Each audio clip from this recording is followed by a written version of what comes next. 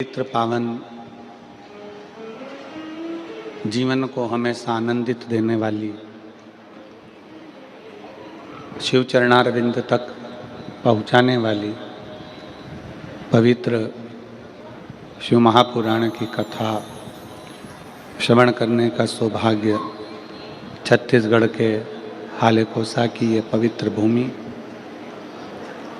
जहाँ पर आप और हम सब भगवान शंकर की कथा का रस तत्व ग्रहण कर रहे हैं, भगवान शंकर की कथा को श्रवण कर रहे हैं और अपने जीवन को सार्थक कर रहे हैं। कथा के मुख्य यजमान स्वर्गीय मान सिंह जी की स्मृति में श्रीमती सोनी साहू जी द्वारा श्री दिनेश जी साहू, श्रीमती घेशमती साहू, ईश्वर जी साहू, श्रीमती शशि जी साहू, श्री जोधेलाल जी साहू, श्रीमती बसंता जी साहू, श्री तोलाराम जी साहू, श्रीमती मेघवती जी साहू, साहू परिवार हालेकोसा। एक बार यजमान परिवार के लिए जोरदार ताली बजाकर स्वागत, वंदन, अभिनंदन। शिव कृपा से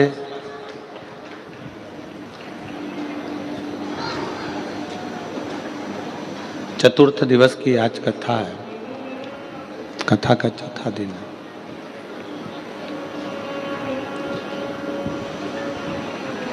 बचपन, जवानी, अधेड़ी और बुढ़ापा, चौथी अवस्था है बुढ़ापा। ये चौथे नंबर की अवस्था है। जो जन्मा है, जन्म लेने के बाद में वो चौथी अवस्था की ओर बढ़ता ही है। गला पकड़ रहा है।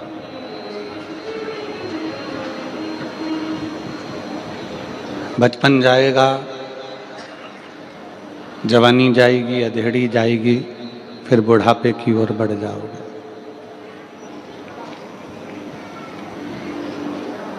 पर इस पूरी उम्र को जाने में हमने अपने घर को भर लिया।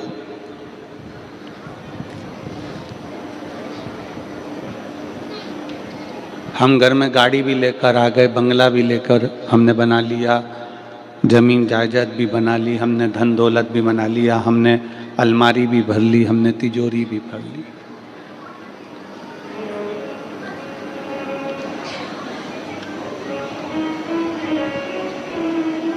गोडाउन भी भर लिया, दुकान भी भर ली, घर भी भर लिया। इस भरने के क्रम में, इस भरने के जो श्रृंखला है, जो भरने की श्रृंखला है, हम भरे जरूर हैं पर कुछ खाली भी हुआ है।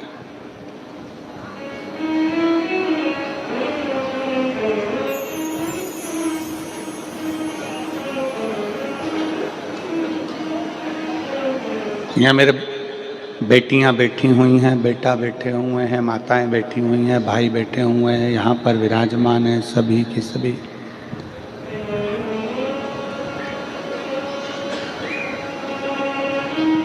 आप जब लिखने बैठते हो, आप जब लिखते हो या लिखने बैठते हो या आप लिखते हो,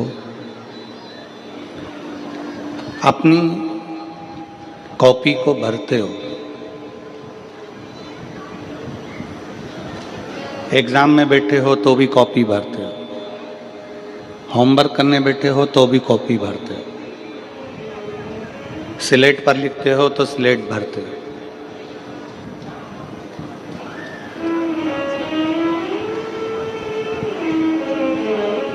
कॉपी को भरने में,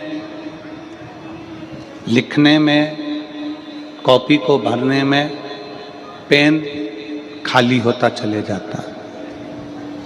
बोलो री मेरी बेटियों, सही है कि गलत है? बच्चे बोले, कॉपी भरते हो तो पेन खाली होता है कि नहीं होता है? जम के बोलो जरा। होता। कॉपी भरा गई,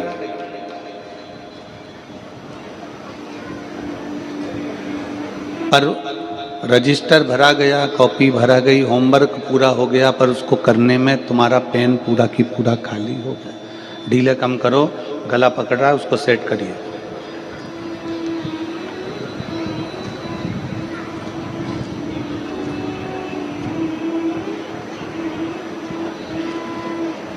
कॉपी तुमने भरी, पर कॉपी भरने में, रजिस्टर भरने में, डायरी भरने में तुम्हारा पेन पूरा की पूरा खाली हो गया। पेन पूरा की पूरा खाली। बस यही कथा हमारे जीवन की है। कॉपी को भरने में पेन खाली हो जाता है, घर को भरने में हमारी उम्र पूरी खाली होती चली जाती है, पूरी खाली। दुकान भर दी, गोडाउन भर दिया, घर भर दिया, गाड़ी लिया है, घोड़ा लिया है, पूरा घर में तिजोरी भर ली, अलमारी भर ली, गोडाउन भरा, फैक्ट्री भर ली, सब कुछ भरा, पर भरने में कितना कम हो गए, अंदर से पूरे खाली हो गए। बचपन पूरा चले गया, जवानी पूरी चली गई, अधेड़ी पूरी चली गई, बुढ़ापा आ गया, पूरे खाली अंदर से हो चुके।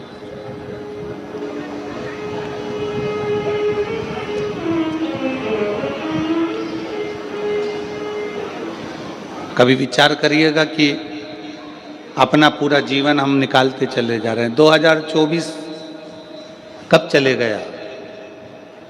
शायद मेरी यहाँ पर दीदियाँ बैठी हैं, मेरी बहनें बैठी हैं, मेरी जीजी, मेरे जीजा, मेरी बेटियाँ, बेटा बैठे हैं, कई माता हैं, तो आश्चर्य कर रही होंगी कि 2024 इतनी जल्दी निकल गया, मालूम ही नहीं पड़ा। और 2025 लग गया, उसकी भी आज 7 तारीख हो गई।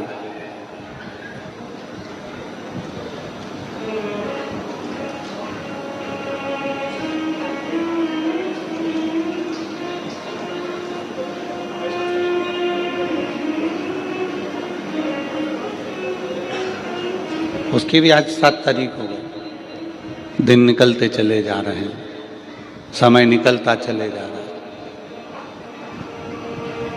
चैन खरीद सकते हो,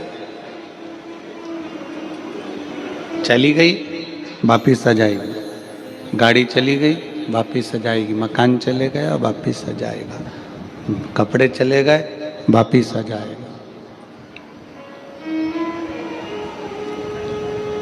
और यदि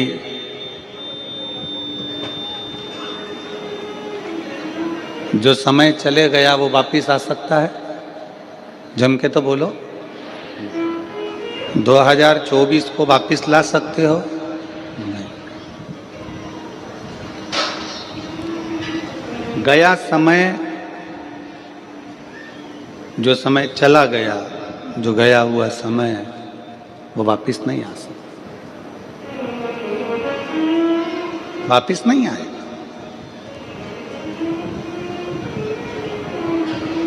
पर उस समय में हम कुछ ऐसा कर चलें कि समय भले वापिस ना आवे, पर उस समय को दुनिया याद रखे कि वो समय था जिस समय में हमने भगवान शंकर की अविरल भक्ति से सब कुछ पा लिया था और शिव कृपा से हमें सब मिल गया।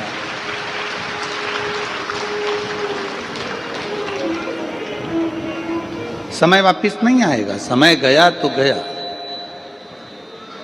बचपन गया तो गया, जवानी गई तो गई, अधेड़ी गई तो गई। मकान को भरने में, गोडाउन को भरने में, दुकान को भरने में, फैक्ट्री को भरने में, खले को भरने में, पूरा शरीर, पूरा जीवन और पूरी सांसें खाली होती चली जाती।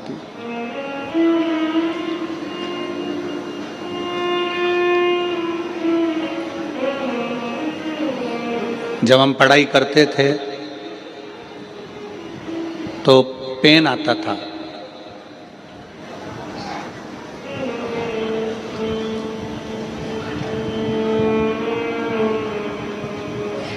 दिनेश जी, आपने भी वो पेन देखा होगा जिसमें कांच लगा हुआ होता था और उसमें स्याही भरते थे।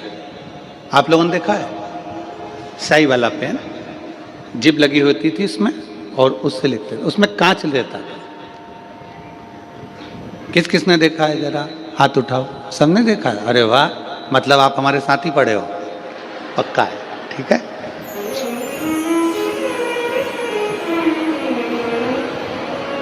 अब आप हमारे साथ पढ़े हो तो हमारे तो बेस्ट फ्रेंड हो गए हो। आप जीजी जीजा तो हो, पर साथ में बेस्ट फ्रेंड भी हो, पक्का है।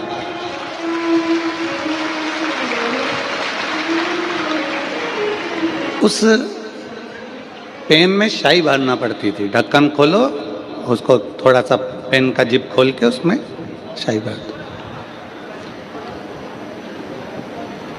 और जब परीक्षा हाल में पहुंचते थे ना,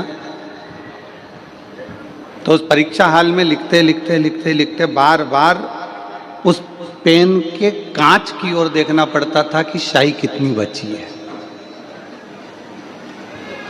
स्याही कम होती चली जाती थी और टेंशन बढ़ती चली जाती। लिखते गए लिखते गए लिखते गए, फिर देखा थोड़ी सी बची है, बहुत कम बहुत कम बहुत कम।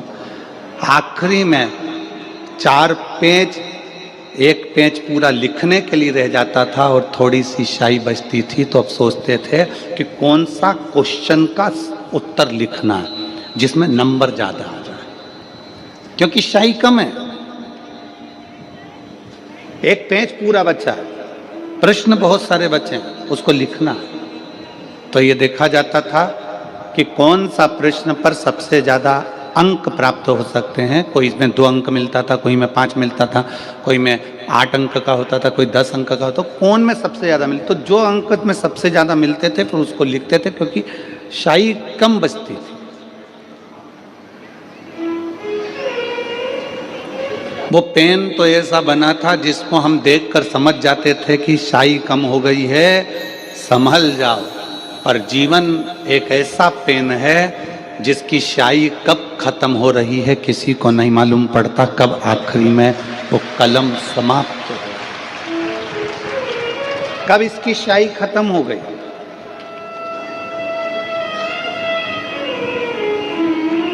कब इसकी स्याही समाप्त हो गई, ये पेन समझ में ही नहीं आता।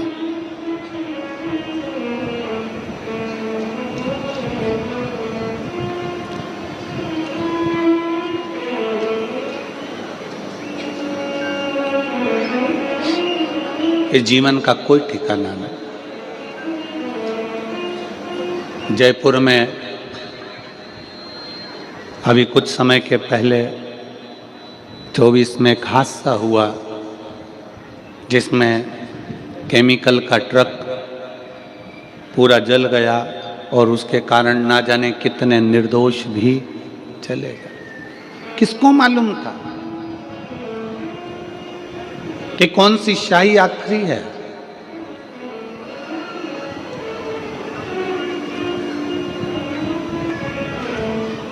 छत्तीसगढ़ में अभी 2 दिवसीय में नक्सलियों द्वारा एक ब्लास्टिंग हुआ, उसमें कई जवान चले गए। किसको मालूम था कि स्याही आखिरी है।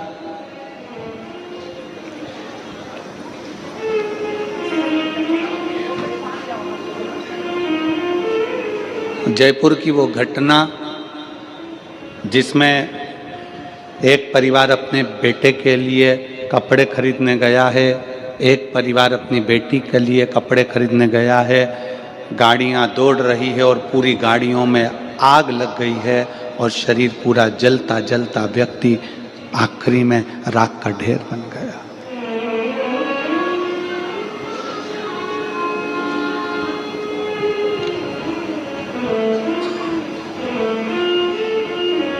नक्सलियों की वो घटना छत्तीसगढ़ की जिसमें ब्लास्ट हुआ, कई लोग, कई जवान चले गए।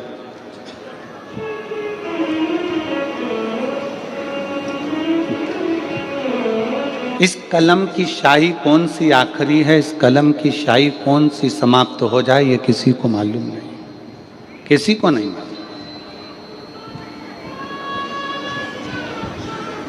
हर पल, हर घड़ी, हर क्षण आप और हम उस परमात्मा को याद कर कर जिए तो समझो कि हमारी कॉपी भरा रही।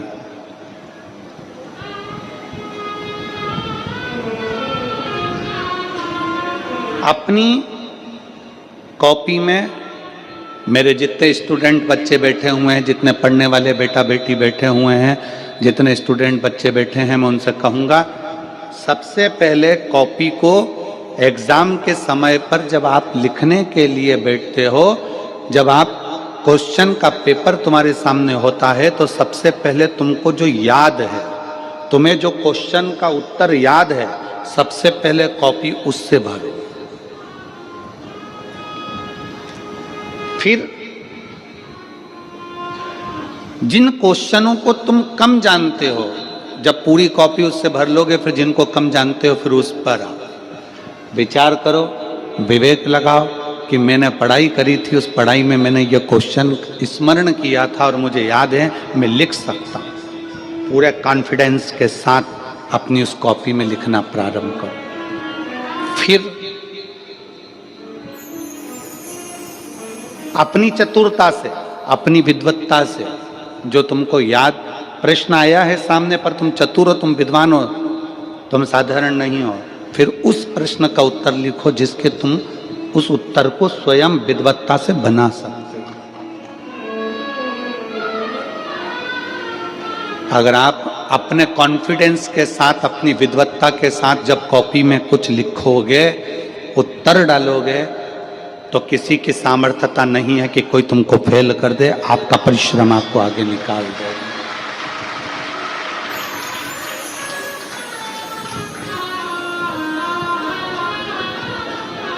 परीक्षा हाल में समय बर्बाद नहीं करना। मेरे स्टूडेंट बेटा बेटी याद रखें, परीक्षा हॉल में अपने समय को बर्बाद नहीं करना। जैसे परीक्षा हॉल में समय बर्बाद किया तो फिर वापिस उसी ही क्लास में पड़े रहना पड़ता है। उसी तरह संसार में आने के बाद यदि हम हमारे समय की कीमत नहीं जाने, हम अपने इस पूर्ण समय का कीमत ना जान पाए, तो फिर हमको भी ना जाने कितने जन्मों में बार बार जन्म लेकर मरना पड़ता है। समय की कीमत को जान।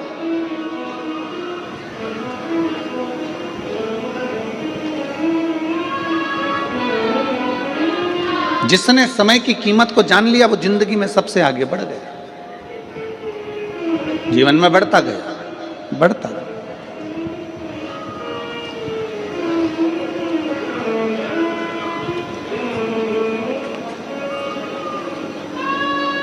अपने भीतर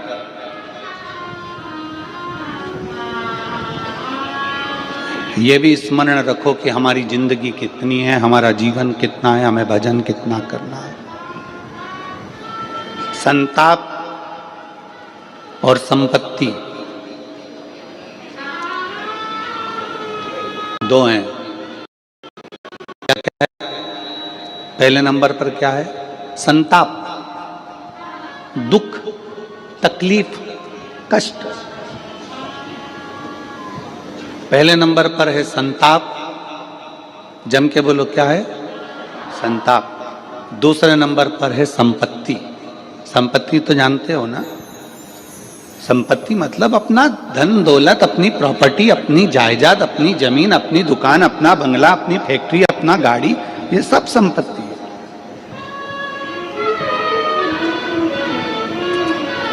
दो चीजें हैं, एक है संताप, आपका दुख, तकलीफ, कष्ट।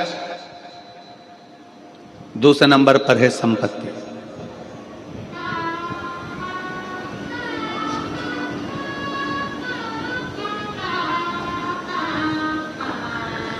संपत्ति खींचने वाले बहुत मिलेंगे आपको, बहुत। बेटा बेटी, नाती पंती, रिश्ते नाते, बहन भाई, कुटुंब, मामा मासा, ये वो फूफा फूफी, ये सब संपत्ति खींचने वाले। दोस्त मित्र रिश्तेदार नातेदार, ये सब संपत्ति खींचने वाले।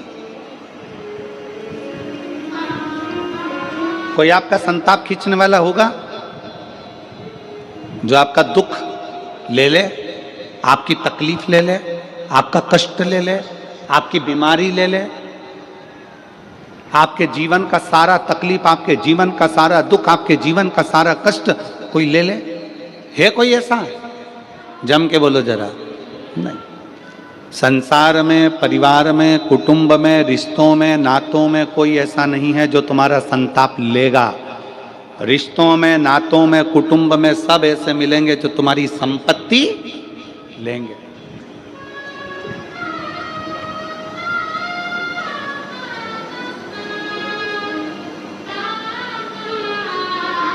कई लोग ऐसे भी आएंगे,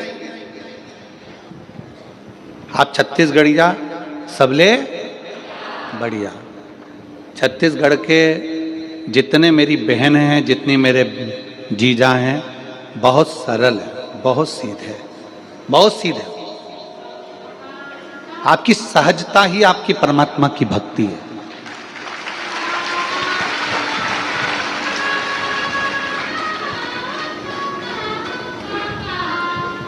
कई लोग आएंगे, दूसरी जगह से आएंगे, आपके नगर में, आपके गांव में, आपके शहर में आकर रहेंगे। धीरे धीरे आपको कर्जा दे देकर, कर्जा दे देकर, कर्जा दे देकर आपकी जमीन को अपना बना लेंगे और एक दिन उसी जमीन पर तुम्हें गुलाम बनाकर काम कराएंगे। सावधान छत्तीसगढ़, सावधान मेरी जीजियों, सावधान मेरे जीजा।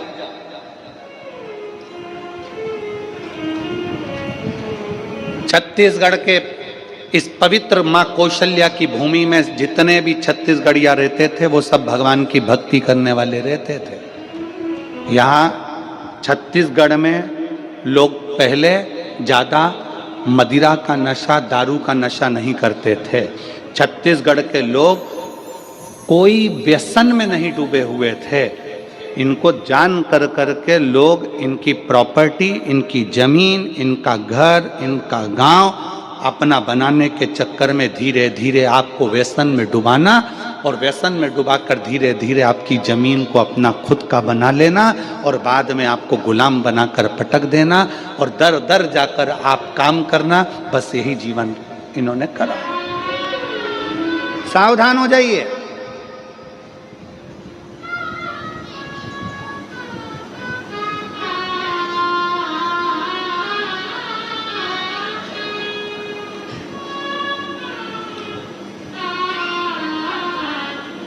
आप अपनी जमीन पर काम कर रहे हो ना, 2 बीघा है, 5 बीघा है, 4 बीघा है, 1 बीघा है, 2 एकड़ है, 5 एकड़ है, 10 एकड़ है, जितनी भी है ना, तुम मालिक हो, तुम सेठ हो, तुम किसी के हाथ के नीचे काम करने वाले नहीं हो। अपनी जमीन की कीमत समझो।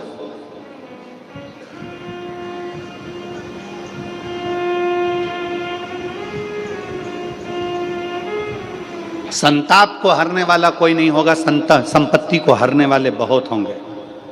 तुम्हारे मुख पर मीठा बनकर तुम्हारी संपत्ति को छुड़ा लेंगे। संपत्ति जो खींचते हैं, जो संपत्ति को अपना बना लेते हैं तुम्हारी, उसको गुंडा कहते हैं। उसको गुंडा कहते हैं, बदमाश कहते हैं। और जो तुम्हारी संपत्ति को खींच रहा है वो भले गुंडा हो सकता है, बदमाश हो सकता है, पर जो तुम्हारी संताप को खींच रहा है, तुम्हारे दुख को खींच रहा है, तुम्हारी तकलीफ को खींच रहा है, वो गुंडा नहीं, वो गुरु ही हो सकता है, दूसरा कोई नहीं। गुरु संताप को खींचता है, दुख को खींचता है, तकलीफ को खींचता है, कष्ट को खींचता है।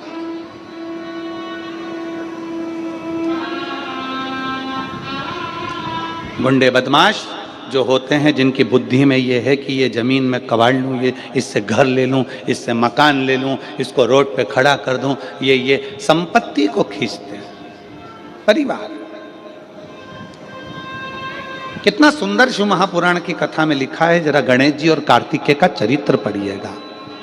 गणेश जी और कार्तिकेय का चरित्र मैं पूरे आस्था चैनल पर श्रवण करने वाले श्रोताओं को और जितने भी इस पवित्र कथा का प्रागण्य में कथा सुन रहे हैं उनको, और फेसबुक यूट्यूब पर कथा सुन रहे हैं उनसे भी कहूंगा, गणेश और कार्तिकेय के चरित्र को पढ़िएगा।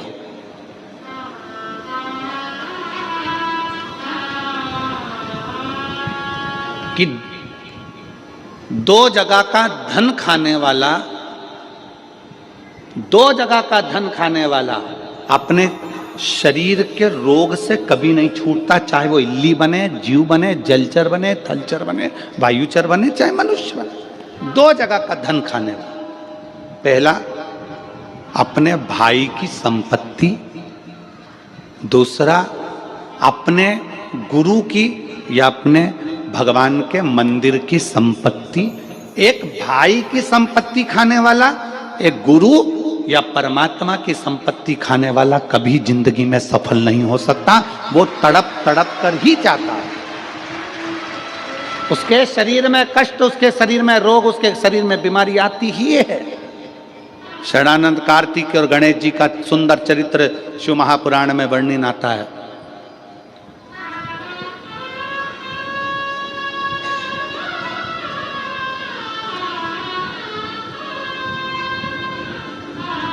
भाई की संपत्ति भी कभी मत सोचना कि मैं इसको अपना बना लूं, इसको धक्का देकर निकाल दूं। ना ना,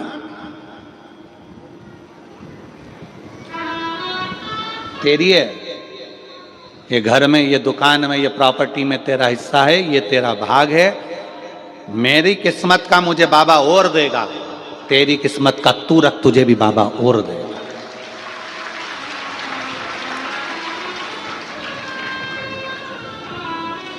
जब किसी भाई भाई को संपदा के लिए लड़ते देखते हैं, संपत्ति के लिए लड़ते देखते हैं, बड़ा दुख होता है सोचकर, बड़ा दुख।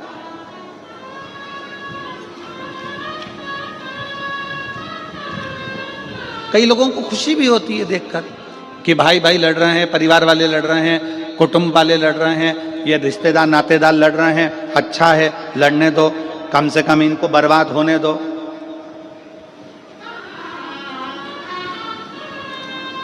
कई लोग हंसते हैं, कई लोग देखकर खुश होते हैं।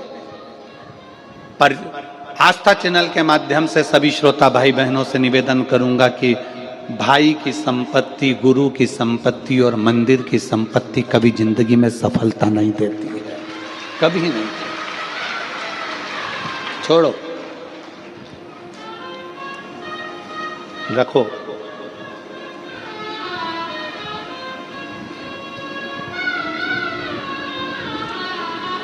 इस संपदा को अपने पास रखो।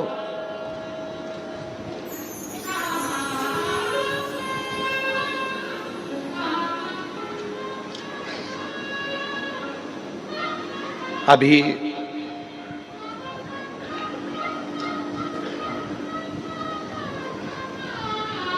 एक हमारे सीहोर की ही घटना थी।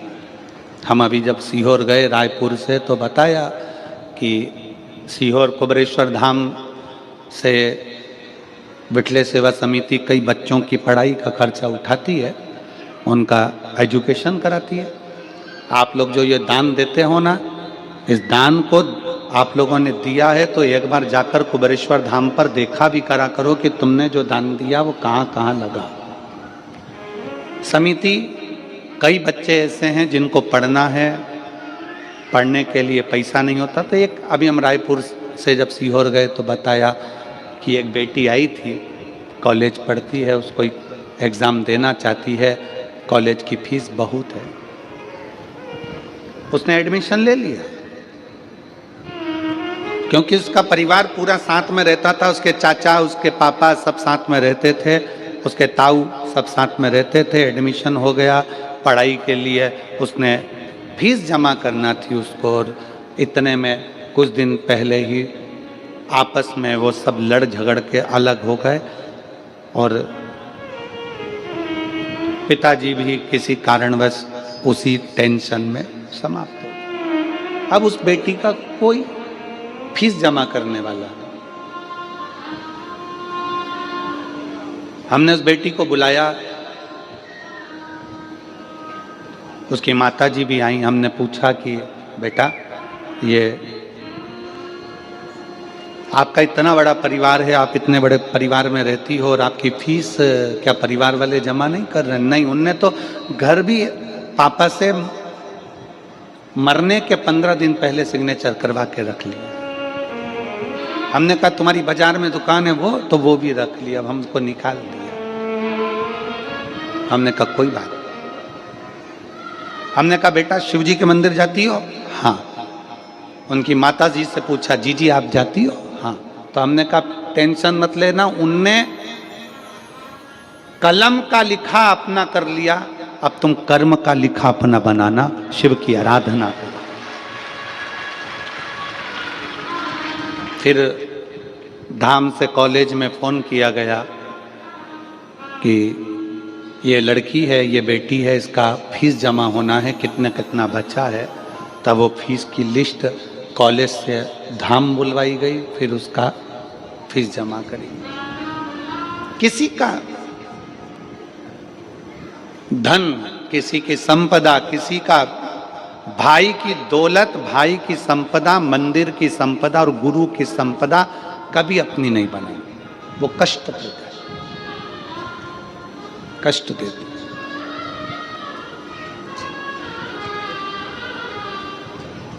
गुरु का एक काम है संताप को हरना, तुम्हारे कष्ट को हरना, तुम्हारी तकलीफ को हरना, तुम्हारे दुख को हरना, गुरु का काम। शिव क्या करते हैं?